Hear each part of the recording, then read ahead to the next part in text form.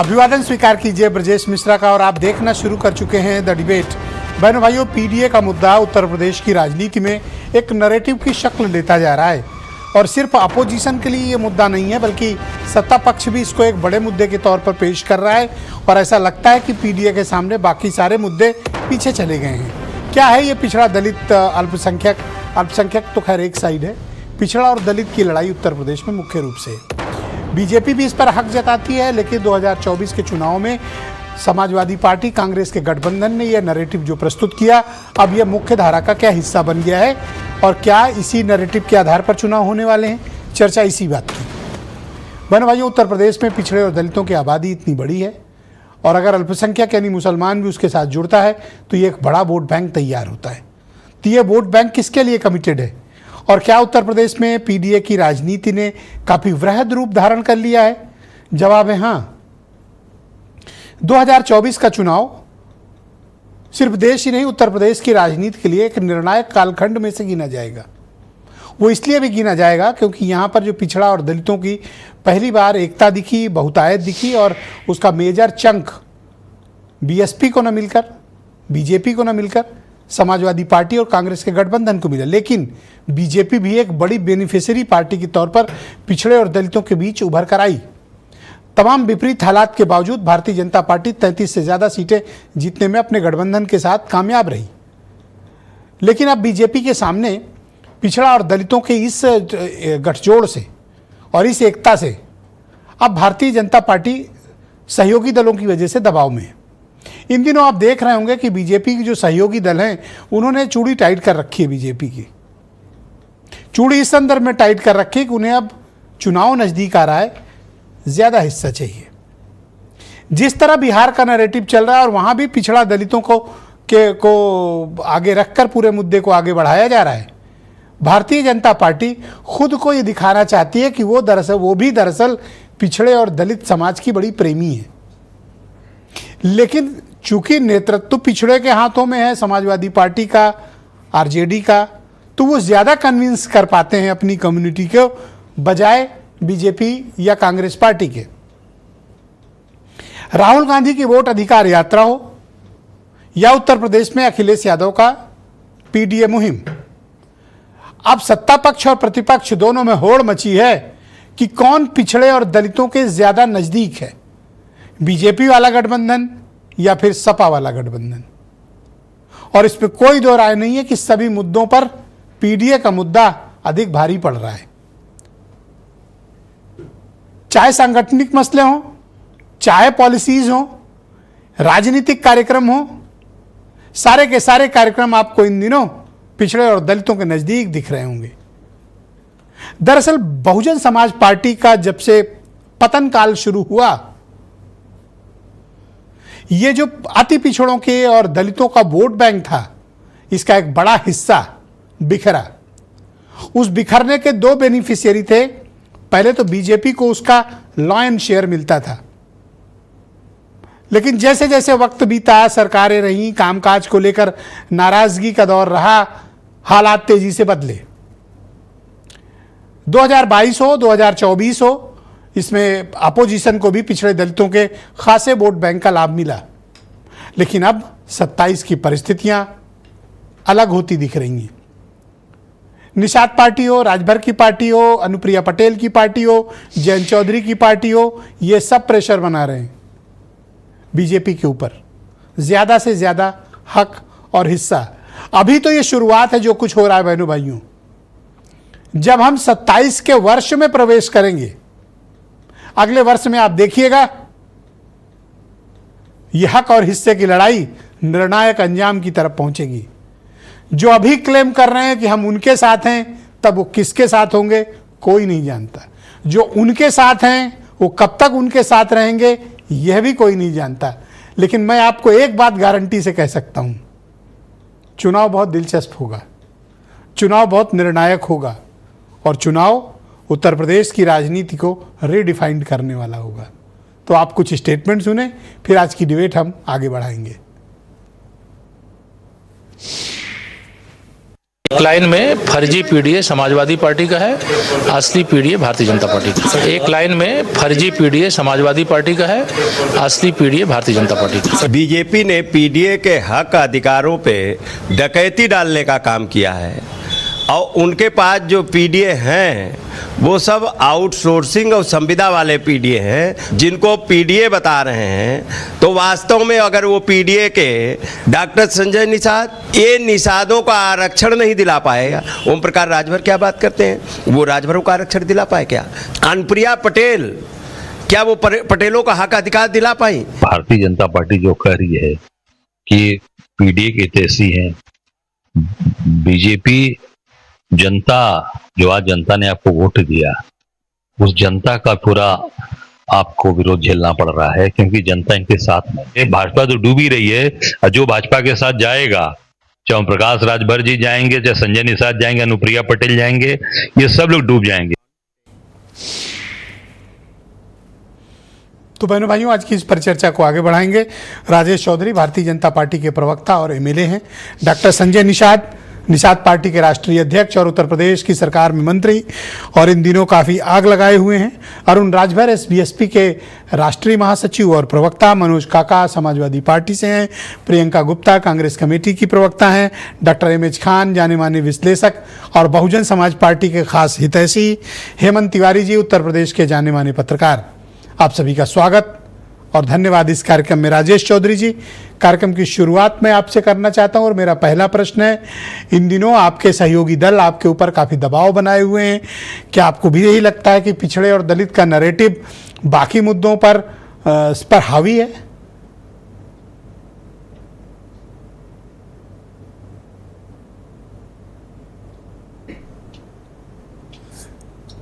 राजेश चौधरी जी, आप मुझे सुन पा रहे हैं?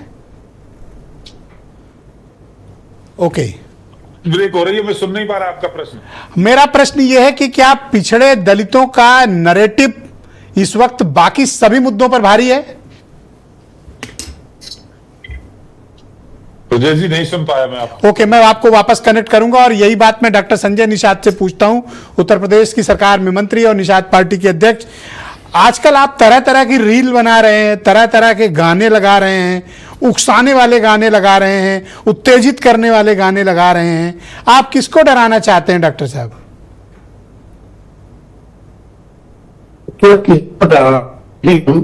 कि आपको आपके चैनल का कि आपने हमेशा से हमारे समाज की मछुआ समुदाय की आवाज को उठाने का काम किया है। आप देखेंगे ये डराने वाली बात नहीं है। ये आज के दिन में एकता में बल है और एक होकर ही देश को आजाद कराया था। तो एक होकर गरीबी भी दूर की जा सकती है, एक होकर पिछड़ों को जो है उनका पिछापन दूर किया जा सकता है, एक होकर जो निचले दलदल में है उनको उन विकास की धारा मिलाया जा सकता है। बिना एक हुए जो है पंडित दीनदयाल उपाध्याय की उस परिकल्पना को नहीं पूरा किया जा सकता। बिना एक हुए अंबेडकर के उस जो सामाजिक न्याय की बात नहीं की जा सकती है। बिना एक हुए जो है लोहिया के उस बात। तो क्या आपको लगता है कि रील बनाकर और बॉलीवुड के गाने लगाकर एक किया जा सकता है सबको? ये हमारे नहीं, ये करते कार्यकर्ताओं का अपना अमिताभ बच्चन के गाने एंग्री यंग मैन लगाना, अपनी भावनाओं को प्रकट करना, आखिर वही तो है। आपकी भावनाएं क्या हैं? आज आपको खुलकर बताना चाहिए, आपकी भावनाएं क्या हैं? देखिए, मेरी भावना ये है कि हम जिस उद्देश्य को लेकर देश को आजाद कराने वाली जातियां हैं, 193 जातियां उत्तर प्रदेश में हैं, जिनकी वजह से देश आजाद हुआ। 24 कैरेट के राष्ट्रवादी थे, इनको अंग्रेजों ने क्रिमिनल कास्ट घोषित किया कि ये ऐसी जातियां हैं जो झुक नहीं रही हैं, ये हमारी बात नहीं मान रही हैं, ये हमें धर्म नहीं बदल रही हैं। तो ऐसे लोगों को कानून से उजाड़ा हो। Criminal tribes act inquiry committee के अनुसार 18 डॉक्टर साहब, एक सवाल करना चाहता हूँ। आज वरिष्ठ पत्रकार अभिषेक उपाध्याय जी को इंटरव्यू में आपके समाज के और बीजेपी के एक नेता ने आपको फिर से गालियां दी हैं। जिसके संस्कार में जो होगा वो देगा। हमारे संस्कार में जो है, आपको बुरा लगा, आपको गालियां दी गई? अगर हमें कुत्ता काट ले तो हम कुत्ते थोड़ी काटने जाएंगे। जिसका जैसा संस्कार होगा, वैसा व्यवहार होगा, वैसा उसका विचार होगा, वैसे सरकार में उसका आपको क्या क्या हमारे नहीं जो अपमानजनक संस्कार है, टिप्पणी मेरे आपके ऊपर की पिताजी गई, गुजर रहे हैं, आपके ऊपर इसकी काफी तीव्र लड़ाई अपमानजनक लड़ी। टिप्पणियां की गई, बड़ा मन आहत हुआ सुनकर।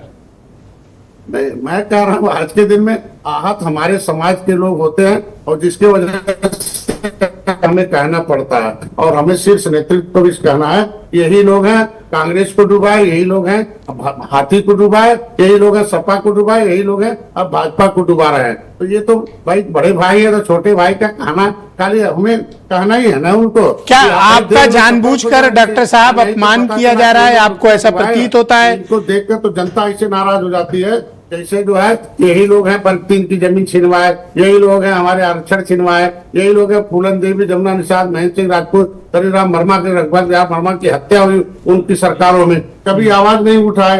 ये समाज में गए, कुर्ता पहन लिया, नेता बना दिया, समाज का वोट ले लिया सभी पार्टियों ने। क्या आपने कभी सुना उन्होंने सदन में बोला? डॉक्टर साहब आपने सुना आपके लिए कितने अपमानजनक शब्दों का इस्तेमाल किया गया, और अभी तक बीजेपी ने एक नोटिस भी उनको नहीं दी है। ये बात आपको हर्ट करती होगी।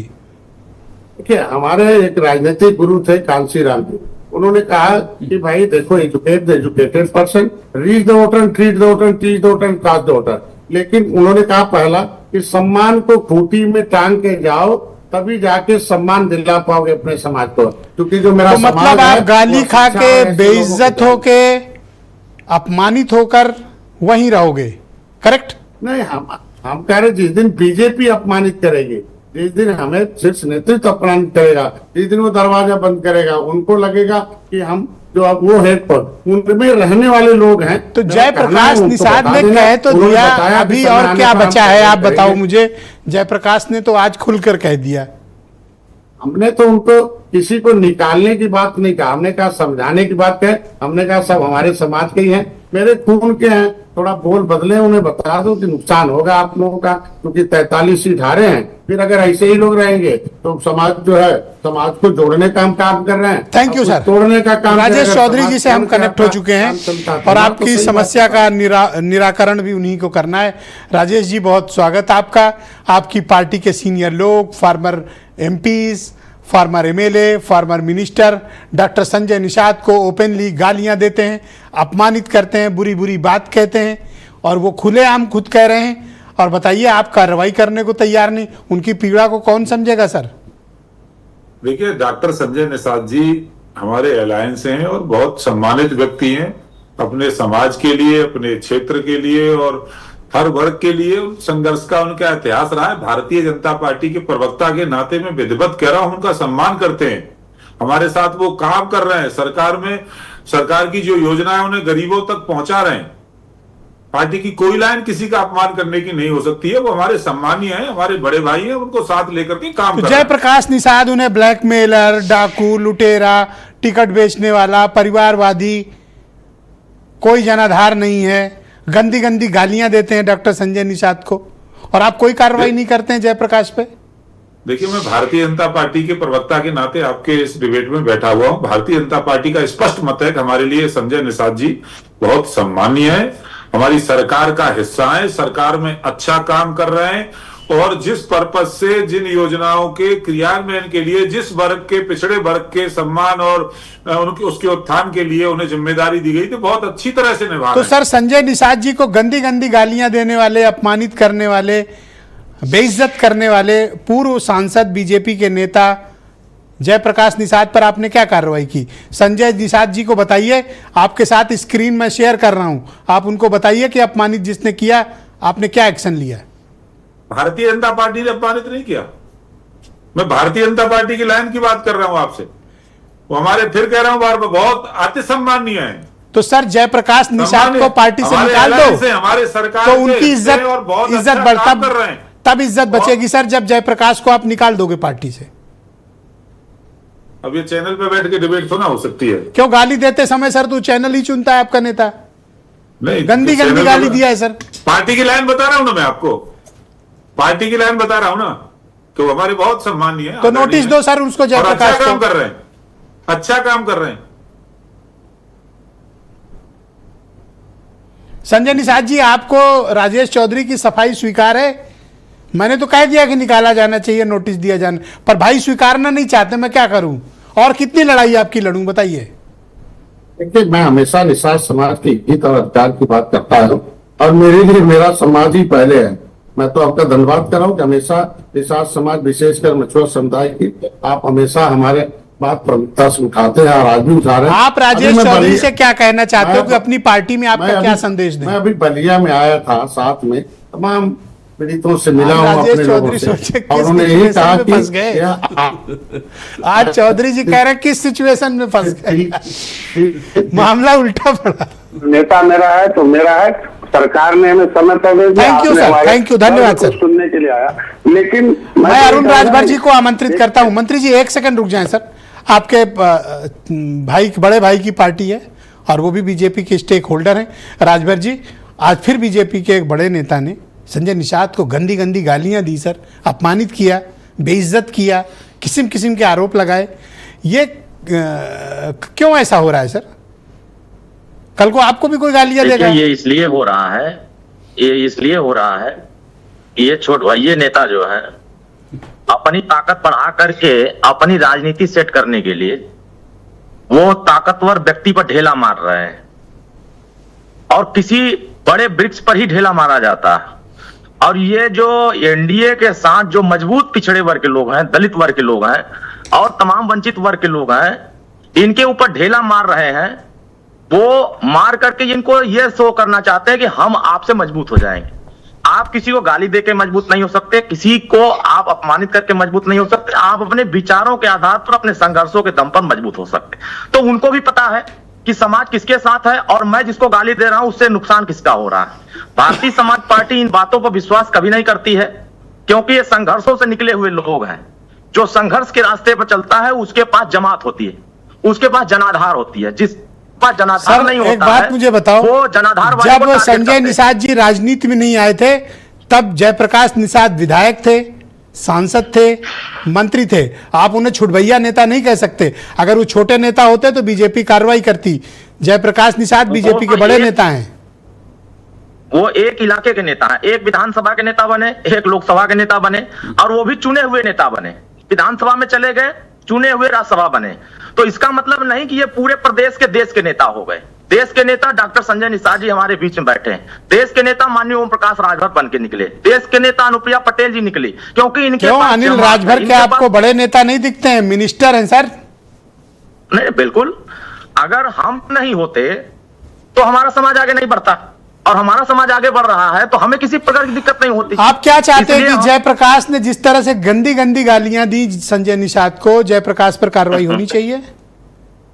नहीं, देखिए, वो उनका विषय है कि वो गाली दे रहे हैं तो वो अपना जुबान खराब कर रहे हैं, तो उसमें हम क्यों उसमें इंटरफेयर करें? वो तो उनके परिवार का मसला है, वो परिवार के लोग समझेंगे। अभी तो आप बड़ी हमारा जो नैतिकता, शुचिता और गठबंधन और भाईचारे की मशविरा दे रहे हैं। कार्रवाई के लिए मैंने पूछा तो आपकी हवा निकल गई।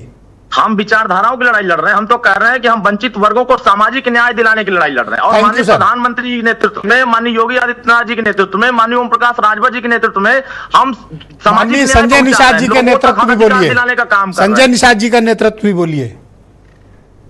नहीं, हम बोल रहे हैं, बिल्कुल हमारे एनडीए के हिस्सा All है, right. तो हम वही तो कह रहे हैं। सभी वर्ग के लोग जो मनोज मजबूत काका, हमारे साथ समाजवादी खड़े हैं, पार्टी उनके के नेतृत्व में प्रवक्ता काम हमारे कर रहे हैं। साथ मौजूद हैं।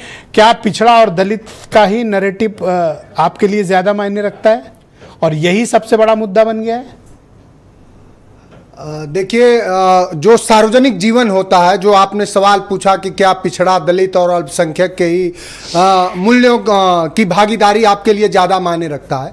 जो सार्वजनिक जीवन होता है, जो भी राजनीति है, जो लोकतंत्र है, कि उसका एक मुख्य कार्य यही होता है कि सभी नागरिक आपके देश के समता की राह पर और समृद्धि की राह पर उनको एक अवसर कैसे मिले। तो जब उनके अवसर की बात आएगी तो निश्चित रूप से इस देश में 90% ऐसा तबका है जो 10% संसाधनों पर अपना जीवन यापन कर रहा है। यह तो हुई आर्थिक बात। उसे सामाजिक तौर पर भी हमेशा उसे हाशिए पे रखा जाता है। वह ये वर्ग है जिसे घोड़ी चढ़ने से मना कर दिया जाता है, जिसे कुआं में पानी पीने से मना कर दिया जाता है। वो चाहे जितना भी राजनीतिक पद पे पदासीन हो जाए, लेकिन उसके घर को गंगा जल से धुला करके अपमानित किया जाता है। वो किसी मंदिर में चला जाता है तो उसके साथ इतना सामाजिक भेद होता है कि मंदिर को भी धुलवाया जाता है और 90% तबका के साथ ऐसा व्यवहार होता है जैसे किसी जो सामंती और वर्चस्ववादी लोग होते हैं वो अपने पाले हुए पशुओं के साथ भी इतना घिनौना व्यवहार नहीं करते हैं। तो जो तबका हजारों सालों से इस तरह के पीड़ाओं को और दंशों को झेल रहा है, अगर उनके सामाजिक आर्थिक क्या यही अब सबसे बड़ा मुद्दा मेरी बनकर बात उभरा खत्म है? हो। जी, अगर उनके सामाजिक और आर्थिक राजनीतिक रूप से उद्धार करने की बात कम से कम भारतीय राजनीति में अगर अखिलेश यादव जी कर रहे हैं, जो विमर्श कभी सदन में रामविलास पासवान से लेकर के और बिहार में कर्पूरी ठाकुर से लेकर श्रद्धेय नेताजी से लेकर के और कांसी राम ने कहा कि संसोपा ने बाधी घाट पिछड़े पांवे 100 में 60, राजपाट है किसके हाथ, ऊंची जात और अंग्रेजी और ऊंची जात की क्या पहचान, गिटपिट बोले करें न काम, छोटी जात की क्या पहचान, करें काम और सहे अपमान। शिक्षा, बेरोजगारी, स्वास्थ्य, इनके मुद्दों पर बात नहीं होगी। बिल्कुल बात सिर्फ पिछड़े और दलितों की होगी। बिल्कुल। अल्पसंख्यकों की बात तो आप थोड़ा आजकल करते ही नहीं हो। रोज करते हैं साहब, ये इसीलिए होगी, इसीलिए तो हम कह रहे हैं कि शिक्षा में, रोजगार में, इनमें पिछड़ों दलितों की भागीदारी कहां है? आपने रोजगार की बात करी, आपने शासन की बात करी। अब मैं ये पूछना चाहता हूं कि देश के 45 केंद्रीय विश्वविद्यालयों में और उत्तर प्रदेश के 32 राज्य विश्वविद्यालयों में पिछड़ों दलितों की भागीदारी क्यों नहीं है? यही बात तो हो रही है। यही तो शिक्षा में उनकी भागीदारी सुनिश्चित करके ही तो आप एक समृद्ध देश का निर्माण कर सकते हैं। अगर इसका कोई इस समय हीरो है पूरे देश में, दलित विमर्श का और पिछड़ों के विमर्श का कोई हीरो है, उनको भागीदारी देके कोई यह सुनिश्चित कर रहा है कि हां तुम्हारे सभी तरह के दंशों का, पीड़ाओं का अगर उद्धार करेंगे तो उस नायक का नाम अखिलेश यादव है। बहुत शुक्रिया आपका। मैं प्रियंका गुप्ता को इनवाइट करता हूं इस पर चर्चा में। प्रियंका जी उत्तर प्रदेश में कांग्रेस कमेटी की प्रवक्ता है। प्रियंका जी, क्या पीडीए का गठबंधन ही उत्तर प्रदेश में आपके लिए सबसे बड़ा मुद्दा है? देखिए, सबसे बड़ा मुद्दा आज ये है कि भारतीय जनता पार्टी का जो चाल चरित्र और चेहरा है वो पूरी तरीके से सामने एक्सपोज हो चुका है। कल ये छाती पीट पीट के रो रहे थे कि गालियां दी गई हैं इनको, और किसने दी पता नहीं, किसने दी, कौन था वो, भारतीय जनता पार्टी का ही कार्यकर्ता था या कोई आम व्यक्ति था। पर आज जब साफ साफ गाली दी जा रही है तो मैं समझती हूँ कि इनको पूरी तरीके से जेल भेज देना चाहिए जो इस तरीके से गाली दे रहे हैं। मैं समझती हूँ कि पूरी तरीके से एक्शन होना चाहिए। और सिंपैथी है? अरे आप ये बताइए, मैं समझती हूँ कि वो अपने बिरादरी के नेता हैं, सर्वमान्य हैं, और उनको इस तरीके से उनके साथ किया जा रहा है। इसकी चिंता नहीं कि प्रधानमंत्री की मां को गाली दी गई, आपके कार्यकर्ताओं ने दी? नहीं, हमारे आपको उसकी मैडम चिंता नहीं है? देखिए, आपको चिंता है कि निषाद जी को गंदी गालियां जयप्रकाश ने क्यों दी? भाई, हमारे कार्यकर्ता ने तो दी नहीं, जिसने दी वो अरेस्ट हो चुका है। अब भारतीय जनता पार्टी का कोई बंदा अगर किसी को गाली दे रहा है, एक महिला होने के नाते मैडम आपको पीड़ा नहीं है?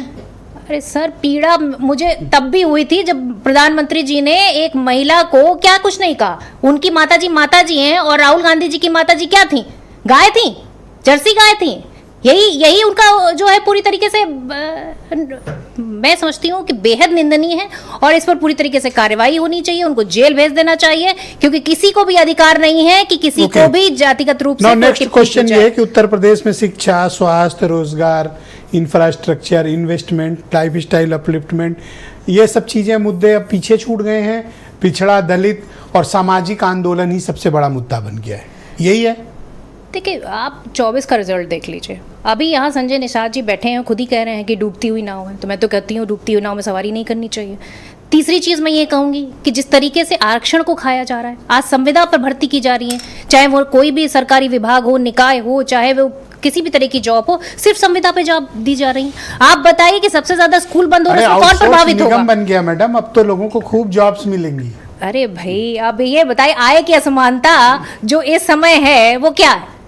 और आप ये बताइए, शिक्षा, जिस तरीके से स्कूल बंद kiए जा रहे हैं, वो गरीबों पर तो असर किया जा रहा है। बहुत शुक्रिया। जातिगत असमानता हो, आर्थिक असमानता हो, जिस तरीके से सामाजिक असमानता है, ये पूरी तरीके से सिर्फ दलित और पिछड़ों पर ही इम्पैक्ट कर रही है, और आज वोट चोरी भी हो रही है। Madam thank you. खान साहब, बात तो पीडीए की होती है दोनों तरफ से, लेकिन ये दोनों तरफ से साइलेंट लग रहा है। सर, मैं यही आपसे मतलब ए मतलब क्या? ए मतलब मुसलमान। कैसे? ए से मुसलमान होता है, एम से मुसलमान होता है? ए से अल्पसंख्यक होता है। अल्पसंख्यक क्या होता है? आप ही बता दो। अल्पसंख्यक नहीं, मैं मुसलमान हूँ। पीडीएम होना चाहिए। पीडीएम होना चाहिए, ये नहीं होना चाहिए। ये क्या है? ये तो मौर्य जी भी कह रहे हैं पीडीए मौर्य जी भी कह रहे हैं भारतीय कहा। जनता पार्टी के उप मुख्यमंत्री हैं। वो कह रहे हैं कि असली वाला पीडीए उनका है। और पीडीए वो है, आप पीडीए ये भी कह रहे हैं। हाँ। समाजवादी पार्टी, अब ये लोग कह रहे हैं, देखिए इनके मुंह से और उनके मुंह से, किसी के मुंह से मुसलमान शब्द निकल ही नहीं रहा। मुसलमान नहीं, देखिए हर जगह निकल रहा है। तो आप देखिए संजय निषाद जी बैठे हैं, माइनॉरिटी नहीं माइनॉरिटी क्या मतलब होता है? मुसलमान बोलिए ना, सीधा सीधा हम मुसलमान हैं, हम माइनॉरिटी नहीं हैं। माइनॉरिटी जिसने बनाया वो जाने, हम माइनॉरिटी नहीं, हम मुस्लिम हैं, मुस्लिम समाज के में पैदा हुए हैं। और देखिए अभी संजय निषाद जी ने कहा कि हम अपनी बिरादरी की बात करते हैं, किसी ने कहा हम अपनी बिरादरी की बात करते हैं, किसी ने कहा कि मंदिर धुलवाया जाता है, और किसी ने नहीं, अखिलेश यादव जी ने कहा कि इतने जब से देश आजाद हुआ है जितने मुख्यमंत्री आए, किसी ने पार्थ कालिदास मार्ग पे मंदिर नहीं बनाया। मैंने मंदिर बनाया वहां पर। तो मंदिर में योगी आदित्यनाथ जी पूजा नहीं करने जाते हैं क्या? मंदिर की क्यों नहीं गिरा दिया? मंदिर की क्यों नहीं धुलवाया गंगा जल से? अरे ये मंदिर, आपकी तकलीफ क्या है खान साहब? तकलीफ मुझे यह है कि मुसलमान कोई नाम लेना नहीं चाहता है। ये कहो कोई लकड़ी से नहीं छूना चाहता, लकड़ी से, चिमटे से नहीं छूना चाहता मुसलमानों को। और ये मुसलमान बताएगा आपकी 2027 में कि क्या है हैसियत, सब बताएगा। सब साइकिल और पंजे के पीछे खड़ा कुछ है। नहीं खड़ा है, वो देख लिया 101 बार 100% वोट दे के देख लिया कि मुसलमानों को कोई पद नहीं, कोई इज्जत नहीं, कोई शोहरत नहीं। हेमंत जी ने एक बार एक आर्टिकल लिखा था, हाथी बोला पो।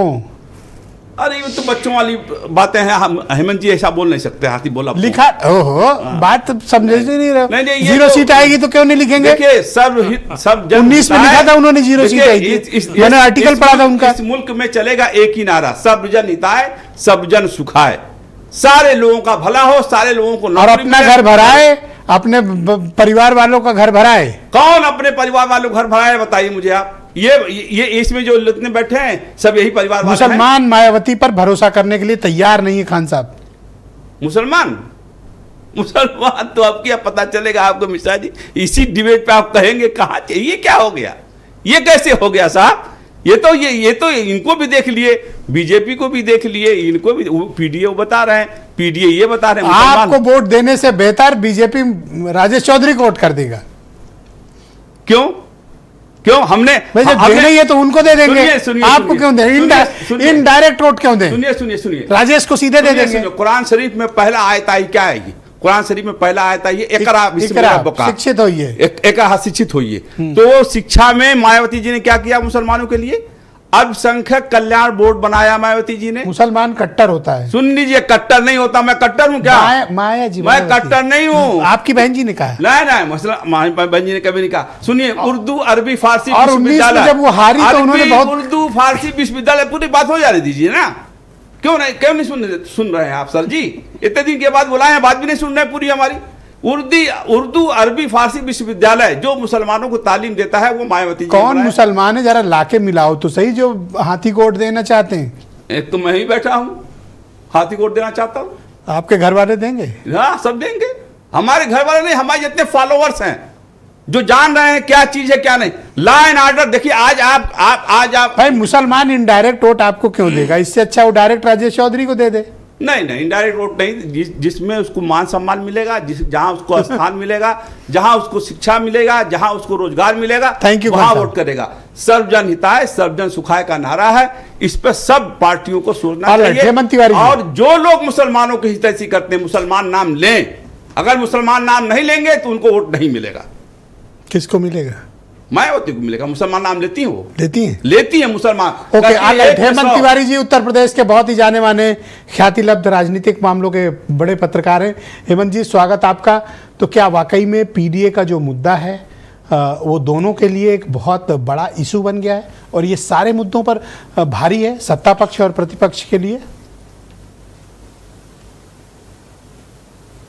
अब बिल्कुल सही कहा, बहुत सही पॉइंट्स पे डिबेट है। आज की तिथि में उत्तर प्रदेश की राजनीति का यह मूल वाक्य है जिस पर पूरा केंद्रित होकर के राजनीति शुरू हो गई है और आने वाले दिनों में देखते रहिए सनय सनय बहुत ज़्यादा धार पकड़ेगी। पीडीए कह करके अखिलेश यादव ने एक वातावरण तो बना दिया है और यह वातावरण लगातार गंभीर बनता जा रहा है, ध्यान रखिएगा। और ऐसा नहीं है कि भारतीय जनता पार्टी की टॉप लीडरशिप को इस बात का इल्हाम नहीं है, उनको भी पता है, उनको पता यहाँ आना है। पीडीए क्या है, कोई शिक्षा, बेरोजगारी, इन सब की बात कहाँ जमीन पर हो रही है। हम लोग इतनी देर से डिबेट कर रहे हैं, बातें कहाँ आ रही हैं। दुर्भाग्य है कि जनता में डिबेट नहीं करती। जनता एक जो परसेप्शन बना दिया जाता है उसी जनता भागने लगती है। एक नैरेटिव जो सेट कर दिया जाता है, नैरेटिव क्या सेट किया जा रहा है, ये एक बड़ी ज़रूरी बात है जिस पर चर्चा होनी चाहिए। अखिलेश यादव लगातार इसी बात पर फोकस कर रहे हैं।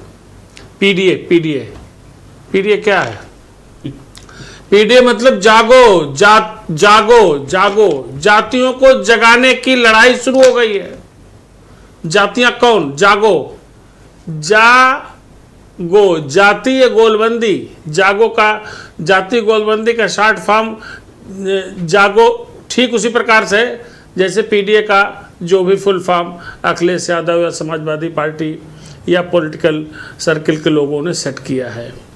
तो लड़ाई तो वहीं जा रही है। देखिए अभी भारतीय जनता पार्टी यानी ये जो एनडीए का सबसे बड़ा दल है, उसको तय करना है कि वो इस पीडीए की काट कैसे करेंगे, क्योंकि पीडीए की जो चोट साल भर पहले उनको मिली है वो बहुत भारी है, वो मामूली नहीं है।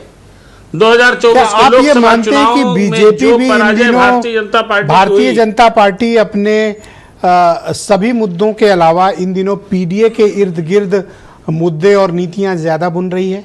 बीजेपी भी पीडी के मुद्दे पर कम से कम लौट रही है, अगर अल्पसंख्यक को किनारे कर दें तो भी, खासतौर पर पिछड़ा और दलित। अल्पसंख्यक उनके पॉलिटिकल एजेंडे में कभी ज़्यादा रहे नहीं हैं, न रहेंगे, न उसका कोई मतलब उनको है, कोई फ़ायदा नहीं है। और मैं आपसे लगातार 2-3 डिबेट्स में ब्रजेश जी कह चुका हूं पिछले साल भर के भीतर कि भारतीय जनता पार्टी की अब न्यूनतम आवश्यकता है कि उसे फौरन से पेशतर ओबीसी सेंट्रिक राजनीति पर फोकस करना होगा।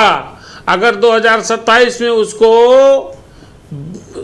अखिलेश यादव से मुकाबला करना है, अखिलेश यादव को पीछे छोड़ना है, तो जो सपोर्ट उसको नरेंद्र मोदी का चेहरा, एक बड़ा ओबीसी चेहरा 2013 में आया, उसके बाद आप देखिए 2014, 17, 19, 22 में जो सपोर्ट मिला इन जातियों का जबरदस्त रहा है। वही सपोर्ट टूटा 24 में, आप देख लीजिए कहाँ आके ठहर गए। उत्तर प्रदेश से उतना ही बड़ी चोट अब एक महत्वपूर्ण सवाल है हेमंत जी, उनको पिछड़ा और दलितों का तो आपने एक पॉलिटिकल एक तस्वीर साफ की, मुसलमान क्या चाहता है उत्तर प्रदेश का?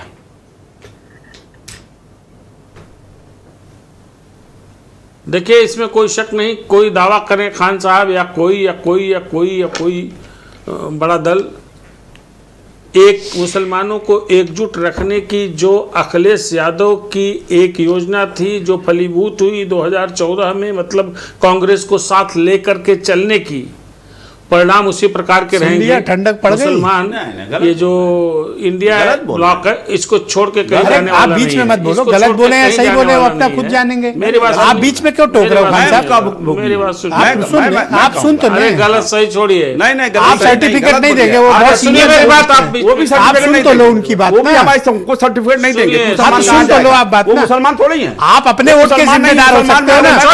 कौन की ठेकेदारी मत लो, कौन की ठेकेदारी मत, कौन का ठेकेदार हूं मैं? अच्छा सुनो, कौन का ठेकेदार हूं? ओके, हाँ कौन है, कौन याद, कौन है? हम हैं, और कौन है? सुनिए ब्रजेश जी, आप बोल रहे खान साहब से कम पढ़ा लिखा नहीं हूं मैं। अरे खान साहब, ये वक्त कहाँ खराब कर रहे हैं? पढ़ा लिखा नहीं हूं मैं, आपसे ज्यादा पढ़ा लिखा हूं मैं। अरे खान साहब आप क्यों ऐसा कुछ नहीं है। अच्छा रुक तो जाओ, करेंगे, अच्छा रुक जाओ, आप सुन तो लो, रुक जाओ, मेरी बात सुनो, मेरी बात सुनो, रुक जाओ आप। ओके आप बैठा लेते हैं, हेमंत जी, आपको क्या कहा जाएगा? हेमंत जी, आप इंसान को इंसान नहीं समझ अच्छा सकते एक हैं। सेकंड, खान आप कह रहे हैं ऐसे लोगों को बैठा लेते खान हैं, साहब, हम बेकार हो गए, आप अच्छे हो गए, आप बड़े अच्छे हो गए। अरे बेकार का आदमी है आप, एक मिनट या तो बता दो प्रवक्ता हो। खान साहब शांत हो जाओ, आप बस खान साहब मेरी रिक्वेस्ट है, बोल दो बस। ओके ऑल राइट, हेमंत जी आप कंक्लूड करो सर। आप बताइए बस। हेमंत जी आप छोड़े, बात करूं, आप छोड़े सर, आप मुझे बताएं मुसलमानों की स्थिति। मेरी बात सुनिए ब्रजेश जी, मैं कंप्लीट कर लूं। मैं देखिए मुसलमानों का लायन शेयर खुलेआम स्पष्ट रूप से Samajwadi party led India bloc के पास था और वो परिस्थिति बढ़ेगी ही, कम नहीं होगी। 2027 मायावती की कोई भूमिका मुसलमानों के बीच रहेगी या नहीं रहेगी? मुझे लगता है कि स्थितियां बदल गई हैं। मायावती को मुसलमान स्वीकार करने की स्थिति में शायद अब नहीं रह गया उत्तर प्रदेश में, इसलिए मायावती का एक बड़ा डिवेकल पॉलिटिकल उत्तर प्रदेश में बहुत शुक्रिया चालू है। एक बात जरूर ब्रजेश जी, एक बात जरूर कहूंगा, अभी आपने चूंकि ब्रजेश जी, हेलो, हाँ बोले, आप बोले, 10 सेकंड और दे दूंगा आपको। अभी जो बात मैं कह रहा था, जो भी सहयोगी दल है, चाहे Nishad party Nishad ji please wait, और अनुप्रिया पटेल हो, भारतीय जनता पार्टी की मजबूरी हो गई, इनको उचित प्रतिनिधित्व, इनकी इज्जत सम्मान करें। सर आपने एक बार भी नहीं बोला तो मैं बड़ा स्पष्ट बता जयप्रकाश दूं, निषाद ने संजय निषाद को गंदी गंदी गालियां दी, आपने एक बार भी नहीं बोला। मैं वही कह रहा हूं, मैं उसी पे आ रहा हूं। नहीं बोला आपने एक बार सुनते जाइए मेरी बात।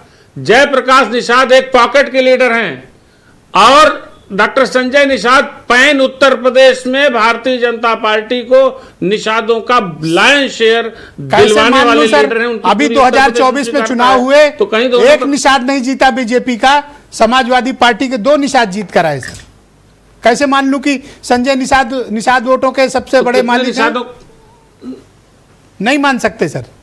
नहीं, देखिए ये तो पॉलिटिकल परिस्थितियां होती हैं। देखा तो भारतीय जनता पार्टी तो तमाम सीट हार गई। फैक्ट चेक हो गया, 14 और 19 की जीतें तमाम सीट हार गई। लेकिन यह कि एक बात आप क्या कहा आपने ब्रजेश जी? कुछ नहीं कहा sir, thank you sir. Hemant ji को चाय पेश की जाए। डॉक्टर संजय निषाद जी बताइए सर, आप कैसे अपने को निषादों का नेता घोषित कर लिए? आपके पास एक भी एमपी नहीं है सर, और मनोज काका की पार्टी के पास 2 एमपी हैं। जो आपने कहा कि कोई निषाद नेता नहीं जीता, विनोद बिंद को जिता के भेजा गया, वही परिस्थितियां थी जो हम लोग और सीटों पर हार गए। मैं तो आपको धन्यवाद ब्रजेश जी कि मेरे लिए एक सौभाग्य है कि आज मेरा समाज सरकार के संकट जब भी आते हैं चट्टान की तरह खड़ी रहती है। आपने देखा होगा कि फर्जी पीडीए के सामने हमने चट्टान की तरह फर्जी पीडीए की हवा दिल्ली में निकाल दी। ये जो बीजेपी की हवा निकाले, ये तो इतिहास रहा है। बस पूरा बात कर लेने के थोड़ा, ये इतिहास रहा। जब कांग्रेस के खिलाफ अम्बेडकर आए तो कांग्रेस ने एक विभीषण पैदा किया बिहार से, नाम नहीं लूंगा, फिर जो है डिफीट खा गए अम्बेडकर। लेकिन जिद नहीं, दलितों ने जिद नहीं छोड़ी अपनी। कांशीराम को लाया, देख लीजिए कांग्रेस कहाँ चली गई। जैसे मुलायम सिंह आए, रामनरेश यादव को कांग्रेस खड़ा की। तो हमेशा जब कोई जो पिछड़ा दलित का जब पार्टी खड़ा होती तो एक विभीषण तो पैदा किया जाता। विभीषणों के बारे में क्या सोचना?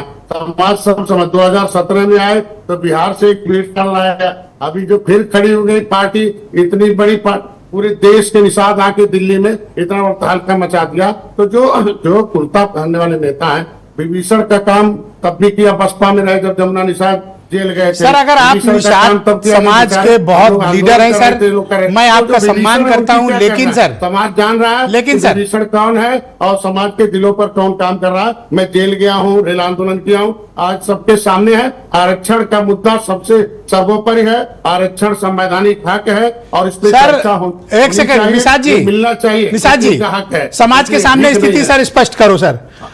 शहीद अखिलेश निषाद के नाम पर क्या आपने अपने अकाउंट में पैसे लिए सर? ये जयप्रकाश निषाद आरोप लगाते हैं।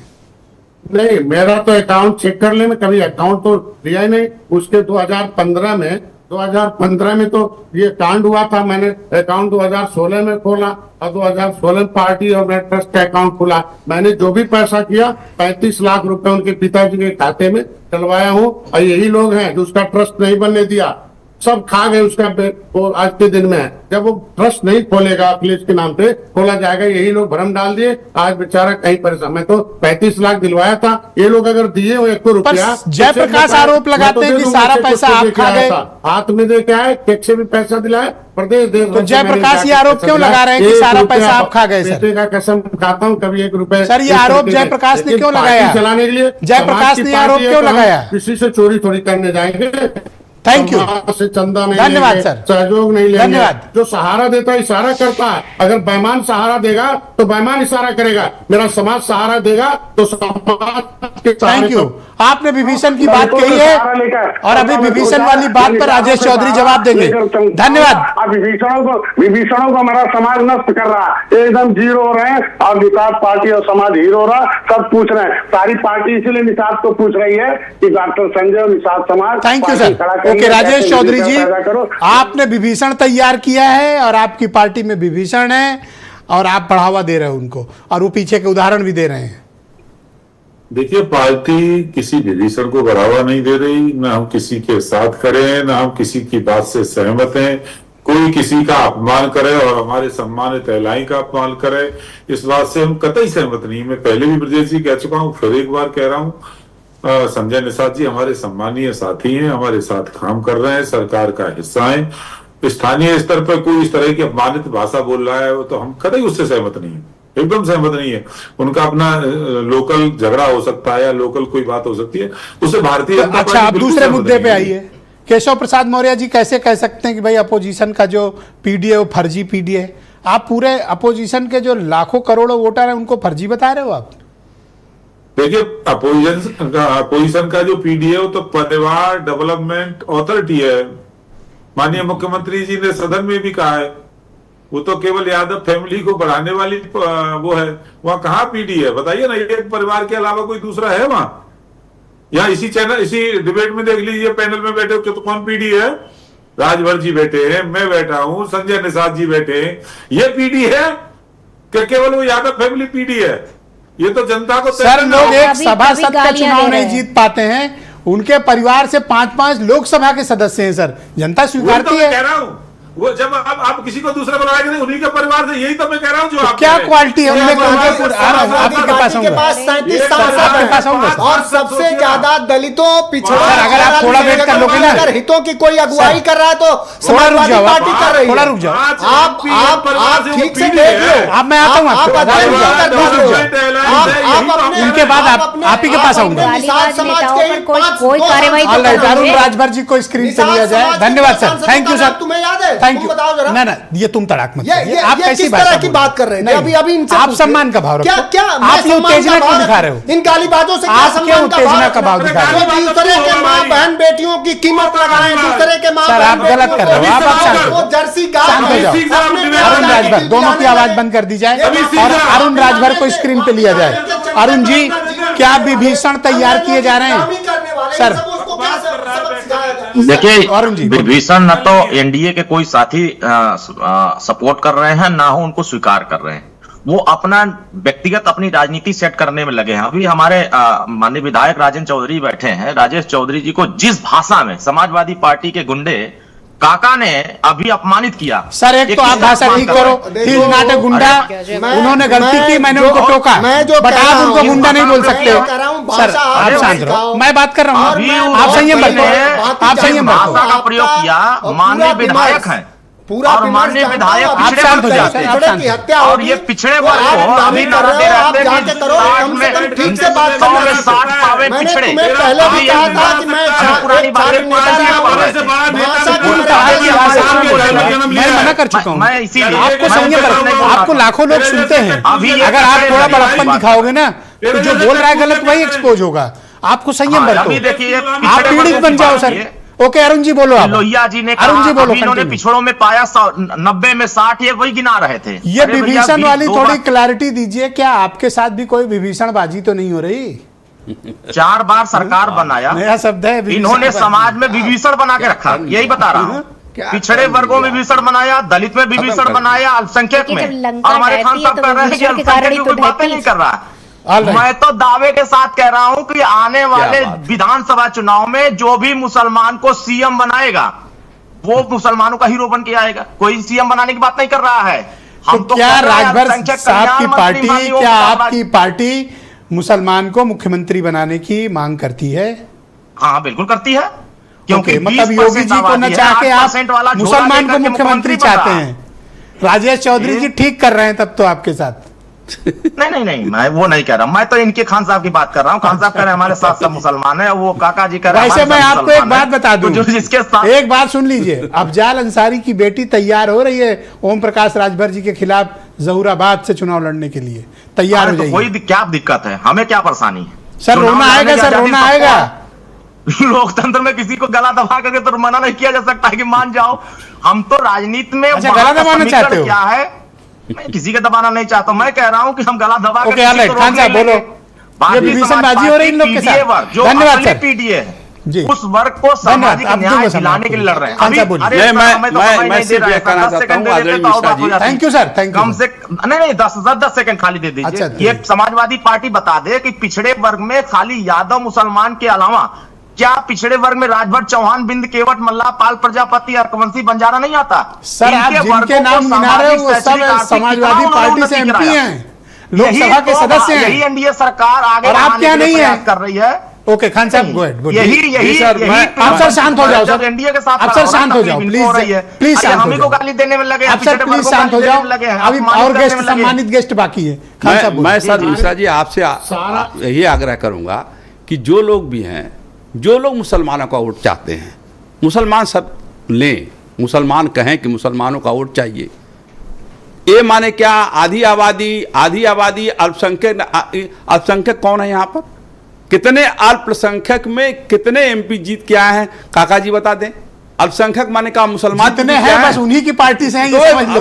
और एक वहां से है इमरान मसूद है, मुसलमान एमपी है, गाजीपुर से कौन एमपी? अरे भाई लेकिन मुसलमान यार कमाल करते हो। संभल से कौन एमपी? आपको कुछ भी नहीं, आप लड़ोगे, आप हमसे उम्र में बड़े नहीं, मैं आपका उम्र में बड़े छोटे बड़े क्या होता है? मुसलमान, एक सेकंड रुक जाओ, कम से कम मुसलमान नाम लो, भारत समाचार के चैनल पर मुसलमान नाम लो। अरे क्या करें? मुसलमानों को वोट चाहिए, मुसलमानों को वोट चाहिए, हमें मुसलमानों को वोट चाहिए। मुसलमान का भी चाहिए, नहीं कह रहे, आपके प्रेशर में कह रहे हैं ये मुसलमान का नाम ले लेना चाहते हैं और मुसलमानों का वोट भी चाहते हैं। थैंक यू, ऑलराइट, थोड़ा वक्त कम है, थैंक यू सर। सब जनता है, सब ऑलराइट, चलो मनोज काका जी की बारी है, आप बताओ। और मैं आपसे निवेदन करूंगा मनोज जी कि भाषा की गरिमा और शब्दों की गरिमा, इन दोनों का ध्यान रखें। हम लोग लाइव टेलीविजन में, लोग अपने घरों में कार्यक्रम देखिए, आप कृपया गरिमा बनाएं। भाषा का तो हम वो लोग हैं कंडेम किया जिन्होंने करा, ऐसी बाणी बोलिए मन का आपा को संजय निषाद जी और उनको शीतल करें। हम लोग भाषा का हमेशा आपका जो बड़ा सवाल ये था कि पीडीए क्या, मैं पीडीए पर जो बात कह रहा हूँ, पीडीए बहुजनों का अरमान है, पीडीए बहुजनों का अरमान है, पीडीए सभी बहुजनों के हक का आसमान है, और पीडीए आपकी आवाज जा रही है, बोलो। और अम्बेडकर के सपनों का आसमान है, और पीडीए वो है जो पीडीए ने 2024 में भारतीय जनता पार्टी को उसकी दुकान थोड़ी कम कर दी है। पीडीए वो विमर्श है जो 2027 में भारतीय जनता पार्टी के सभी पाखंडियों को पूरी दुकान बंद कर देगा। पूरी दुकान तुम्हारी बेचैनी में समझता हूँ, आपकी बेचैनी तुम्हारी बेचैनी में समझता हूँ। गालीबाज हो, धक्केबाज हो, सदन में तुम्हारा सारा चरित्र हम लोगों ने देखा हुआ है। अगली बार क्या हुआ था? विधानसभा में लड़ाई है, विधानसभा में संवाद करने नहीं, किससे लड़ रहे थे? किसी दलित पिछड़े को धक्के दे रहे थे, पुलिस पार्टी का था ये दलित पिछड़े को धक्के दे रहा था और मैं मथुरा की जनता से कहूंगा कि इस गुंडे को दोबारा मत भेजना। पिछड़े समाज के विरोधी है, बहुजन विरोधी है, और कभी इसको सदन में मत भेजिए। मुलायम सिंह यादव जी के साथ किया है। आप मुझसे बात करते हो भाई, रातों रात मुलायम सिंह जी को हटा दिया तो आप किसके सजा होगे? ये नोट कर लो हमारी बात। रातों रात राष्ट्रीय अध्यक्ष से अपदस्थ कर दिया था, जैसे औरंगजेब ने शाहजहां को जेल में डाला था, वैसे मुलायम सिंह जी को डाल दिया था अखिलेश यादव ने। ये बात करेंगे पीडीए की, ये बात करेंगे पीडीए की। बेईमानों, भ्रष्टाचारियों, केवल भ्रष्टाचार और गुंडागर्दी करना जानते हो, केवल जमीनों पे कब्जा करना जानते हो। सदन में जिस सदन से एक एक से गरिमामयी व्यक्ति निकले, उस सदन में गालीबाजी और धक्का मारने और मारपीट करने वाले विधायक हैं। आप अगली बार नहीं आएंगे, चिंता मत करिए, लड़ने के आप लिए नहीं आएंगे। जाट लड़ने के लिए पैदा आप होता है। अगली बार नहीं आए, अपनी ही पार्टी के वजह से लड़ रहे हैं कि नहीं बताया। अपनी ही पार्टी के विधायकों से करेंगे, अपने पार्टी के विधायकों से लड़ रहे हैं, लड़ाई कर रहे हैं। अगली बार आप नहीं आएंगे। वैसे अगर भारतीय जनता पार्टी तो आप गालीबाजों की और मारपीट करने वालों की गिरोह बन गई है। अगर ठीक पार्टी होती तो आपको अब टिकट नहीं देगी आने वाले समय में, मुझे लगता है। जरा सा भाषा और मर्यादा को लेकर के ख्याल। धन्यवाद सर, आप दोनों शांत हो जाए। धन्यवाद काका जी, थैंक यू। तो बताइए कि क्या कांग्रेस अब सिर्फ इसी नैरेटिव पे रहेगी, पीडी के, या ए के भी पक्ष में? और अगर ए के पक्ष में है तो खान साहब की बात सही है, मुसलमानों के मसाइल पर कौन बोलेगा? मुसलमानों पर डंडे चलते हैं, आप लोग बोलते हैं, सिर्फ राजभर जी बोलते हैं। देखिए कांग्रेस पार्टी संविधान, इसीलिए अफजाल अंसारी की बेटी इनके खिलाफ चुनाव लड़ने जा रही है। देखिए चुनाव लड़ने का तो अधिकार सभी को है, लेकिन मैं ये कहना चाहूंगी कांग्रेस अच्छा, पार्टी मुख्तार का सिर्फ नाम और सिर्फ सुनते ही भाई की आवाज निकलती है। अभी दूसरे की बात में बोला होता तो अरुण ललकार लिए होते अब तक। बोलिए मैडम। देखिए कांग्रेस पार्टी संविधान में विश्वास रखती जितना है, कहने और के बाद भी अगला 2024 में नहीं जो चुनाव हुआ था उसमें देख लीजिए कि आपको क्या असर दिखाया था। 2024 में एक चुनाव हुआ, उसमें भारतीय जनता पार्टी कहाँ चली गई? गर्त में चली गई। और उसके बाद ये भी मैं कहूंगी कि अब इस समय जो संविधान में अधिकार दिया हमें वोट देने का अधिकार, वो चोरी करने की जो कोशिश कर रहे हैं, उसके बाद ये पूरी तरीके से सफाचट हो जाएंगे। एक इनका जो है एटम बम फूट चुका है, अब दूसरा हाइड्रोजन बम फूटने वाला है, और उसके बाद ये सफाचट होने वाले हैं। Thank you, और madam. सीधे सीधे मैं एक बात और कहना चाहूंगी, जो विभीषण की बात चल रही है, वो लंका को ढाने का ही काम किया था, तो भारतीय जनता पार्टी अरे लंका है, विभीषण बाजी में और तो विभीषण कांग्रेस इनके नेता सीटर है मैडम। अरे भाई आपका विभीषण तो है, ये विभीषण लंका बाजी में ढहने वाली है। सीटर हैं आप लोग। अब आप देखिएगा कौन कैसे कौन से डूबते नेता जहाज देश में को कांग्रेस छोड़ ने नहीं के खत्म भागने किए वाले इनके गठबंधन के सारे करके। साथी। और अब शुरुआत हो चुकी है। अरे भाई आप देखिएगा, आप बदलाव की राजनीति है, और जिस तरीके से कहना चाहते हैं अरुण, वो अफजाल की बेटी नहीं लड़ने बोल जा रही पाएंगे है, बेचारे, क्या बोलेंगे? ये बोलने लायक नहीं बचे। नहीं, इन्होंने वोट चोरी की बात किया, अफजाल की बेटी वाला क्या करना है? जीता नहीं, मैदान में देखिए, लोकतंत्र में सबको आजादी है, धन्यवाद। रोक थोड़ी नहीं पड़ा है। मैदान में सब लोग आए, सबका स्वागत है। धन्यवाद, बहुत शुक्रिया। मैं आप सभी का बहुत आभार प्रकट करता हूँ कि आप सब इस परिचर्चा का हिस्सा बने। आप सभी का बहुत शुक्रिया। डॉक्टर संजय निषाद का भी बहुत धन्यवाद। बहनों भाइयों, एक छोटा सा ब्रेक लेंगे। ब्रेक के उस पार आपको जीनत सिद्दीकी मिलेंगी, जो उत्तर प्रदेश में केतकी कांड के बारे में आपको बताएंगी। लखनऊ से लेकर बलिया तक हाहाकार मचा हुआ है। कौन है ये केतकी सिंह और क्या कांड हुआ है? एक छोटा सा ब्रेक, पूरी रिपोर्ट आपको दिखाएंगे।